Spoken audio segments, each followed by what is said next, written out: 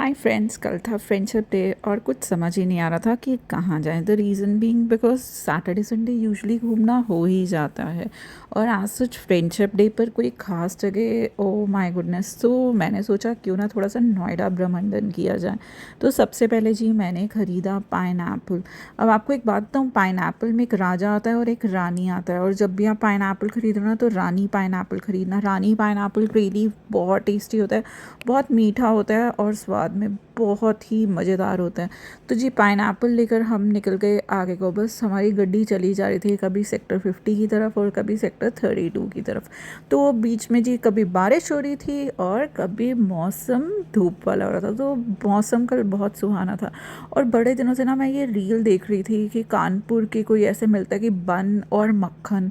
यार पता नहीं क्या क्या चीज़ें अब आ गई हैं ना। तो और रील्स देखकर तो आपको बहुत कुछ पता चल जाता है कि आजकल क्या क्या चीज़ें ट्रेंड में है।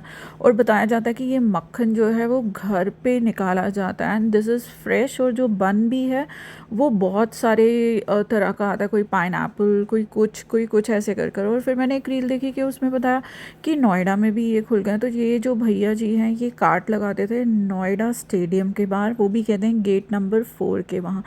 तो मैं पहुंच गई नोएडा स्टेडियम, बट अब वो यहाँ पर नहीं लगाते हैं। जैसे कि रील में बताया था कि यहाँ पे बहुत भीड़ होती है, ऐसी कोई भी भीड़ नहीं थी बिकॉज अब ये यहाँ पर ये कार्ड नहीं लगाते हैं। ये जो है घर का मक्खन निकालते हैं और डिफरेंट बन में लगाकर उस पर नमक सा ऐसे छिड़कते हैं। आई डोंट नो, मैंने ये नहीं खाया तो मैं आपको नहीं बता सकती कि इसका टेस्ट कैसा है। बस मैंने रील में देखा और मैंने सोचा कि चलो आज फ्रेंडशिप डे पर वहाँ पर जाकर ही खाया जाए कुछ डिफरेंट। तो पता चला कि वहाँ पर मोदी मॉल है और उसमें इन्होंने अपनी नई कार्ट लगाई है। तो पहले तो मैं मोदी मॉल के अंदर गई, मेरे को मॉल कुछ खास नहीं लगा। 20 रुपीज़ इसकी पार्किंग थी और कोई ख़ास दुकानें भी नहीं थी। बट येस, हल्दीराम्स यहाँ पर था और यहाँ पे हल्दीराम्स पे काफ़ी रश था।